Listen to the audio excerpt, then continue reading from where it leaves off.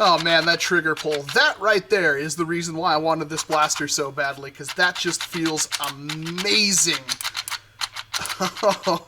I'm excited to have one of these flywheel short dart shooters, because I don't really think I have one. I can convert a Strife, but it's not quite the same thing. And this one is small, and it should be stupidly powerful. So let's just get this all wired up. Good.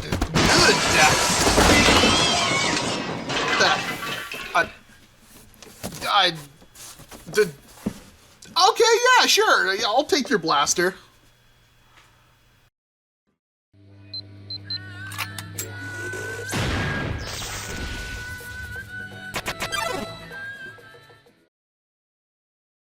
Before we start the video, I do have to give a shout out to a very select few people who rose above all the others to boost the Discord server. Yes, so if you didn't know, Fuzzy Walrus Industries has been a Discord server for about 3 years now, and we're upwards of 1,400 people, almost 1,500 people. Obviously not all of them are active, but there is quite a large following in there to talk about Nerf, games, Gunpla, Beyblades, drawing. There's a lot of weird stuff in there, man. A lot of cool stuff as well. So if you want to join in and see all that kind of stuff, well, the Discord link couldn't be easier, because I'm a Discord partner now, and that comes with a lot of perks, and that gives me a vanity URL, so discord.gg/nerf will take you right to Fuzzy Walrus Industries, which is cool in and of itself. But then there came the Discord Nitro, or more importantly, boosting a server with your Nitro subscription. So if you pay the $10 a month to get a Nitro subscription, you can use a boost to boost a server,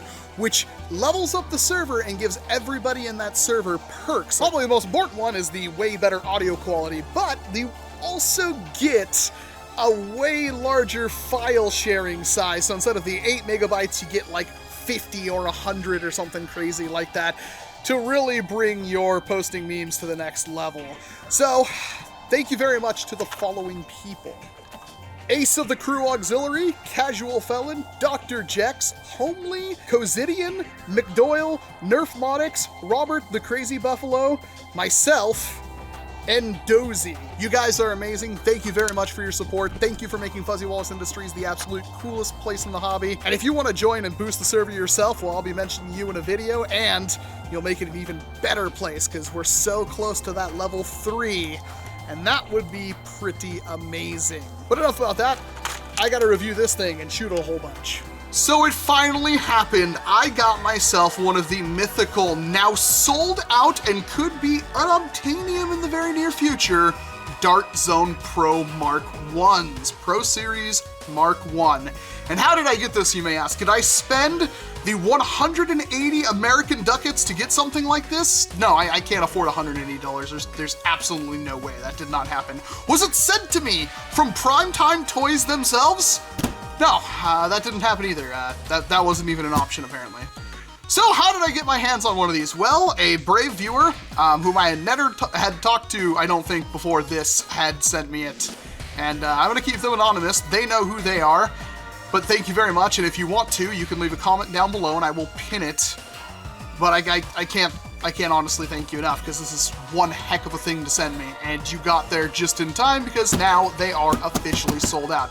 I've had this for a couple of weeks now. It showed up basically right after I got back from Ragnarok Oktoberfest, and I haven't really opened it. I have opened the package, and I have looked to see what number I am, which I believe was number 445, but I have not done more than that. So to give you an idea of what the unboxing process is for the Dart Zone Pro, if you bought one, or didn't get to buy one because they're out of stock, this is what it comes in. It comes in a cardboard box shipped right to your door that houses another cardboard box. So let's get this out of there. And it says Dart Zone Pro in a very nice black box with some orange embossing right there, if you can see it in the sunlight. Mark 1 edition, model number 6235. On the side of the box it says, "Caution, read manufacturer's instruction before use." That's pretty much it. Made in China, blah, blah, blah. So we're gonna open this thing from the top, because it actually has like a little carry handle up here, and pop this bad boy open, because this, if you had not known, is a very, very important, momentous occasion for the entirety of the Nerf hobby, because this is a mainline toy manufacturer producing a hobby grade level blaster. But unlike things like the Sita or the anything from Worker, this is a complete blaster. Everything in here is functional and ready to go. You just have to kind of snap it together, and it does, in fact, break down. But let's get a good old shot of my number right here. 445. We were one away from 444, which would have been, well, really freaking cool. And there was only 1,000 of these, apparently, ever made. And that's pretty momentous, and yes, people are already trying to sell them on eBay for absolutely ridiculous prices, even though something like this could easily be counterfeited. So if they have like a specific number, they're trying to sell those for very, very lots amount of money. And the blaster itself, as far as I know, isn't even marked in any way, so it's almost literally just that piece of paper, which I'm not even going to undo, because there's really no point. Actually, maybe I will, I'm not entirely sure. This is the blaster, and it's a retaliator. I don't know if you knew that, but it is basically just a retaliator, a very upmarket and nice retaliator. The first thing I can tell you right off the bat is that this gray right here is actually a rubberized grip. Wow. I have no qualm saying this is one of the nicest grips I've ever held. It's perfect. It's very good. It's just up there with the Meteor. It fits the contour of my hand perfectly. I don't know if you can see the little grooves right there. And it's just the perfect thickness. That feels amazing. And the rubberized grip. That is something you don't normally get on a blaster. That is very well done. And, well, other than that, it's literally Retaliator. But there is some goodies to it. So we've got the barrel right here, which also functions to house the pump action kit. And this actually pins on to your blaster with these screws down here. So you actually will attach this barrel to the front of it like that, and then you're going to screw together this pump action mechanism, and then you're going to pin it together with these big, nice gate pins. And it looks like they're just standard gate pins, nothing special there. So I'm having some immediate concerns about that, because they just kind of slap in there like that. And that sticks out quite a long ways. That doesn't look like it was made specifically to fit in there, you know? It looks like that was an afterthought almost. And while that will pin it together, like having that metal stick through like that doesn't look good in my opinion. That actually is a major detraction from the majesty of this blaster. These, however, are really nice because they have little rubber grommets on them, which is just one little piece they put on there, but to stop it from screwing in all too tightly and screwing up your blaster. Which again, if you spend $180 on a blaster, you expect this thing to be nearly flawless, and that's why I'm kind of documenting this entire start here, because this thing better work amazingly good. I believe it hits around 170 FPS out of the box. And there's no, like, this is the most amount of work you have to do. After this, the blaster is essentially complete, although it will need some kind of angled foregrip, because I believe it comes with, yeah, a vertical foregrip here. I think it's Picatinny? That might be something we have to establish. How is that supposed to go on, I wonder? Am I seriously supposed to take this grip apart and put it on there? Gross. Well, that's also disappointing. I'm going to complain about that too, because again, this is a very, very expensive blaster. The stock is a buffer tube style stock, much like an M4. Rubber padding on the back, just like we got on the grip, and it should kind of just fit on there, I'm assuming. Push that down, locks into place, comes right off. Let's try that again. Yeah, it's... it still collapses. That was another problem I've heard about this thing, because it's been out for a couple of weeks now, and yeah, it does not handle...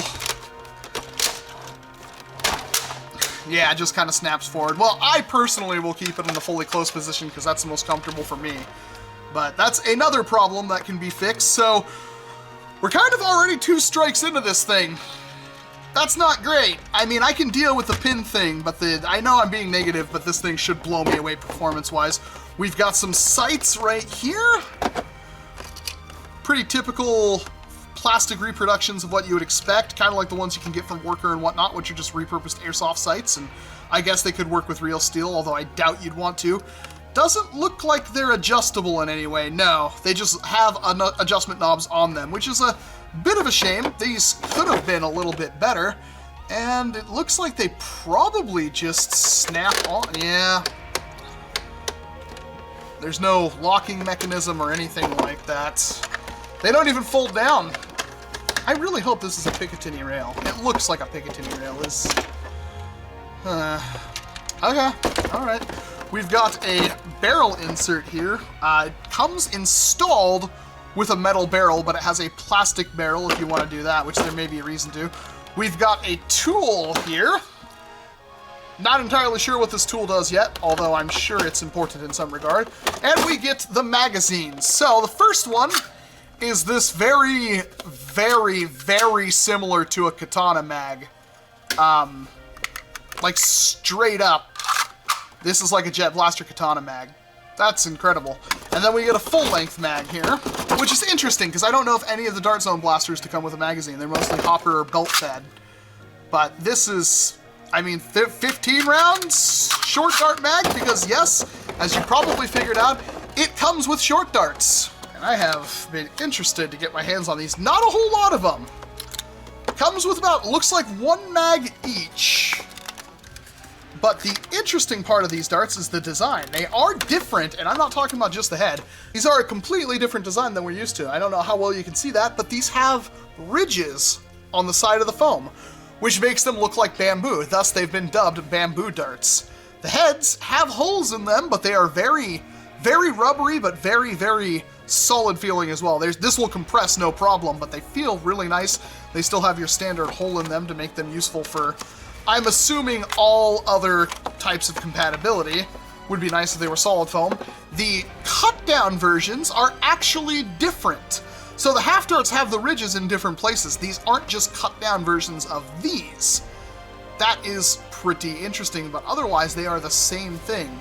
And this is kind of supposed to make this thing together become absolutely incredible. I can't believe I have to unscrew this grip in order to put it on. That is just silly to me.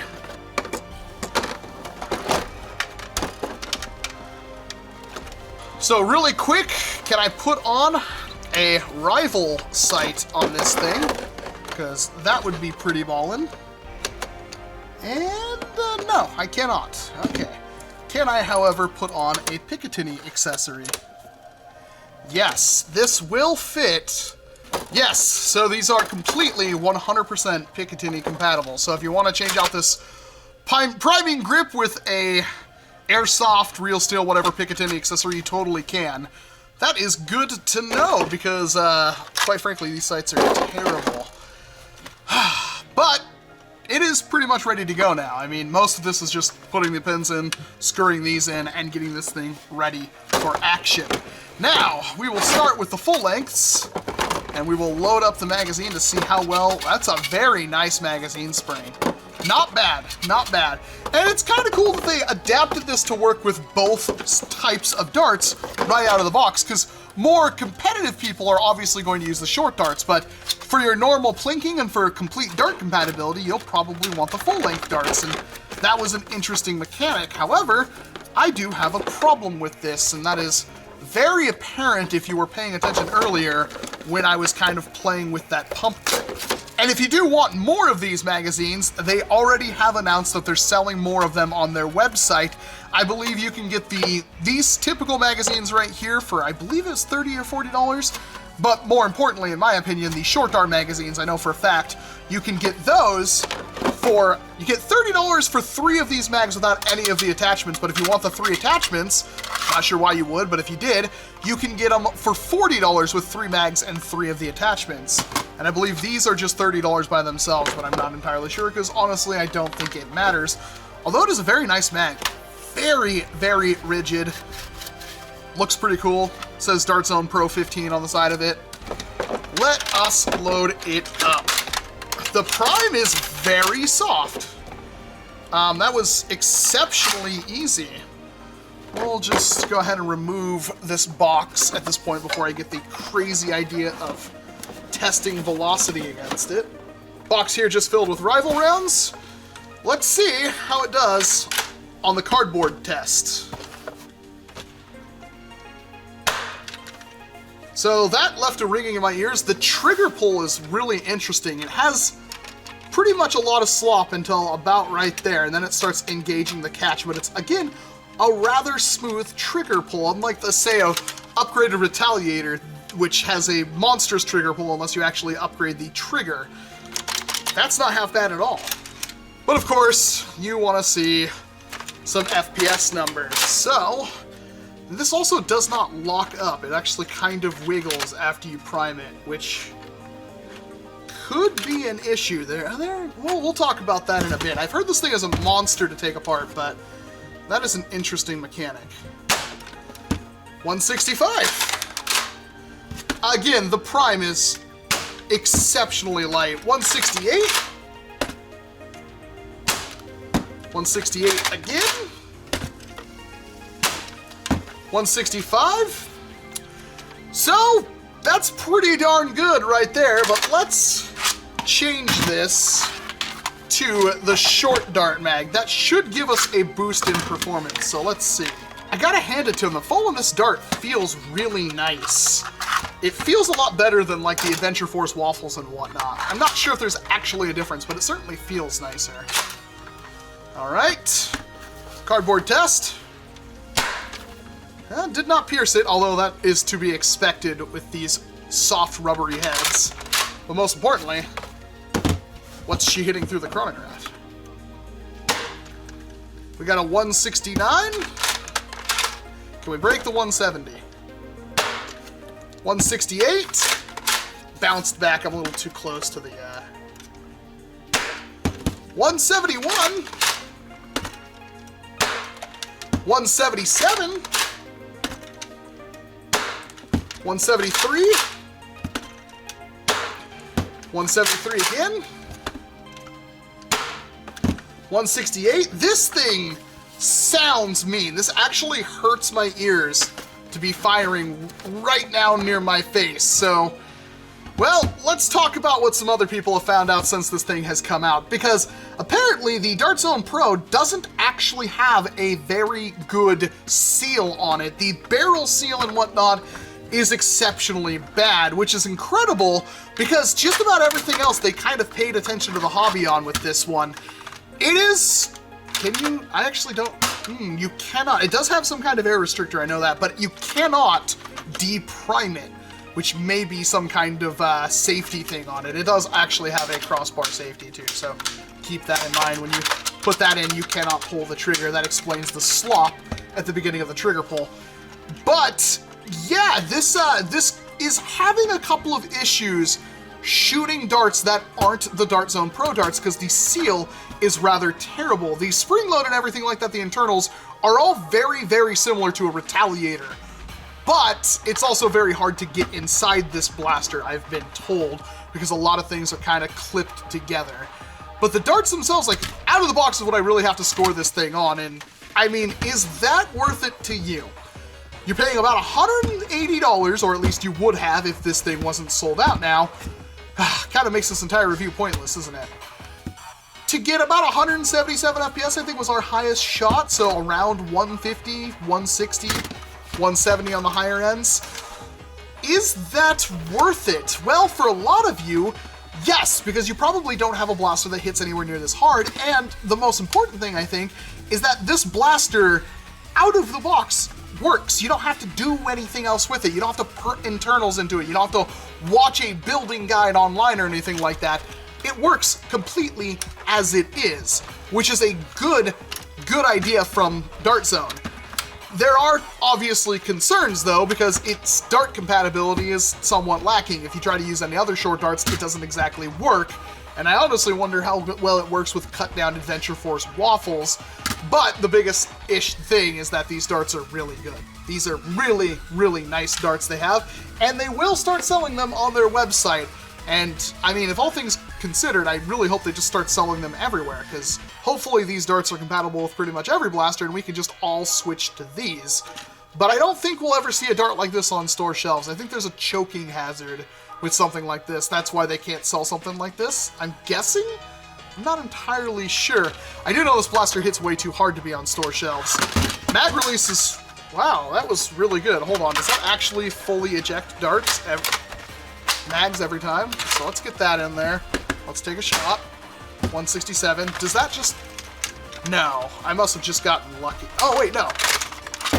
Yes, it will drop them. That is somewhat interesting. Because that makes reloads a lot quicker. It's actually kind of hard to find a blaster that will do that most of the time. You have to really do something with the mag well, or it has to have a lot of weight into it. So that's kind of cool. Ergonomics, again, really good. The stock actually feels really nice. It would be better if it didn't collapse. There is a mod for that, and where I'm going to dock points on this thing is where this thing actually does start failing you. And that this was their first blaster, and I have a good feeling that their other blasters after this will be a lot better. But the Dart Zone Pro doesn't work completely how it should. I feel like things were rushed here and there. The stock collapsing like that is, well, unexcusable. Well, that time it actually did kind of lock up really good. Huh. Well, there we go. I mean, it's not bad enough that I feel it collapsing right now every single time I prime it. Getting it to catch. Yeah, it's... I don't know. It's usable. Yeah, if I try to push it against my shoulder, I can't get it to collapse from there, so... But it does still kind of do it, so if you have like a favorite setting or something like that, you'll have to toy with it, and as you can see, adjusting it isn't exactly that easy. This slop, I know why they did it, but... Man, that kind of sucks. Like, and the fact that there is some kind of locking piece in there. That's why you hear a clicking sound every single time I prime it like that. However, that's disgusting. And then when you push it forward, yeah, it doesn't lock at all. So if I could have it like that, oh, see, look at that. Like, if I have it back like that, pull the trigger, yeah. That's not good at all. I don't know why there isn't some kind of like more sturdy, like they tried to do it with this piece, but it wasn't strong enough and it's too far back.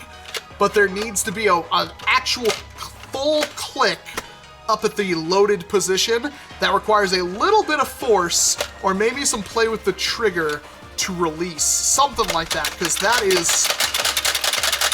is disgusting to me.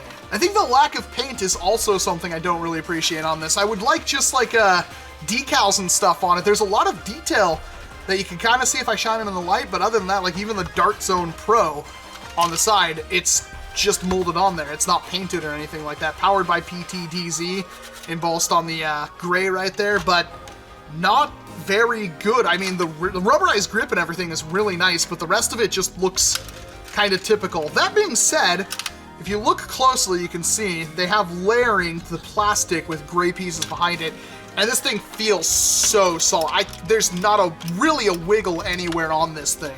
It feels really good in the hand. Even well, that does kind of rock, but that's a moving part, but like trying to move just the grip itself, it's thick plastic, it isn't going anywhere. Well, I mean, everything about this thing works. Out of the box, it works perfectly fine. For the money, even for the $180 that would have been spent on this when it was still available, you could have possibly bought a Caliburn. You could have got an entire Sita. You could have gotten an entire kit for like a Prophecy that would hit harder than this and stuff. That's kind of the issue, but at the same time, they aren't nearly as nice as this blaster, and they aren't nearly as rigid. And I think that's where this kind of wins out. You don't have to really do anything. You 4 screws to put the grip on, snap everything else on there, put 2 pins in, put in 2 screws by hand. That's all well and good.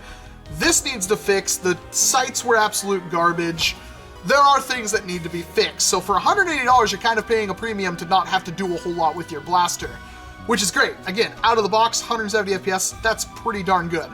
Are there better options? Of course. But I do have to preface this by saying, if you were like a younger kid who needed a higher velocity competitive blaster, this thing's great. The priming is just so light. It's almost like there's nothing at all. Like, that feels really good. The trigger pull is excellent. The grip is amazing. Not sure how I feel about this trigger right here for the mag release, but it works pretty good. And the fact that I could eject mags out of it which is not something that a lot of blasters do, believe it or not. That could speed up reloading if you don't really care about your mags. That might be compatible with Nerf mags. Is it? I wonder. Because that kind of looks like a Nerf mag kind of thing, don't it? Oh, it's completely compatible with Nerf mags. Huh. Well, that's good to know. So any other Nerf mag and whatnot will work in there. Let's say I want to go to war. 200 FPS. Let's say it's a 200 FPS war. I brought this. I'm guaranteed to go against Caliburns and stuff like that, but this primes a lot smoother than any Caliburn I've ever seen. And this is a really, really comfortable blaster compared to, like, especially with that rubberized grip. That means a lot. Honestly, this might be the choice. This might be the thing that you would choose if you wanted to pay the money for it. Now, the problem is, obviously, it's out of stock. We don't know what's further down the line, but we can obviously call the Mark I a success. So what happens next? I'm curious. I actually do wonder if we will see some, like, brushless stuff, some flywheel things out of Dart Zone. And I wonder how that's gonna play out. And I wanna see how deep this is gonna go, because a company like Dart Zone they obviously paid attention to the modding community to make this thing happen. But the way they executed this, there are flaws. Those should have been fixed, but it still works pretty good out of the box. It's nice. The darts are excellent. They're extremely accurate. They don't require any fuss whatsoever. The way they're designed with the little ridges that contact the tube when they're flying out is a brilliant idea. The packaging was really nice, although I wouldn't call it like a transport case or anything like that. I'm kind of sold. I see why people like this blaster. I'm impressed. I think they did a good first job, and I can't wait to see what they do with the next one. I do hope that in the future the prices come down a bit, because I think that price was a little too high. $100 without a lot of this extra stuff and just selling the extra stuff separately and making this, like, if you could have brought the price down for just the base pump action blaster, I mean, okay, maybe keep the normal foregrip, but sell some premium stuff separately. I think that would have been a good idea, Dart Zone. But otherwise, yeah, no, I am impressed. I think this is a pretty good purchase, and I am definitely going to paint this up because I absolutely hate these colors. The gray and the orange doesn't really do it for me. I gotta make this thing look pretty. Sorry for the long and rambly video, but I think there was a lot that needed to be talked about with this blaster, especially if you haven't seen a review of this already from somewhere else. But other than that, I'm Walcom S7. Let me know what you think about the Dart Zone Pro Mark I down in that comment section below, especially if you have one, and let us know what number you had so we can kind of get a list of all the numbers. Remember, I am 445, and I want to know who's brothers with me, who's got 444 and who's got 446. That would be interesting. But thank you very much for watching this video, and of course, I hope to see you in an entirely different one. You gotta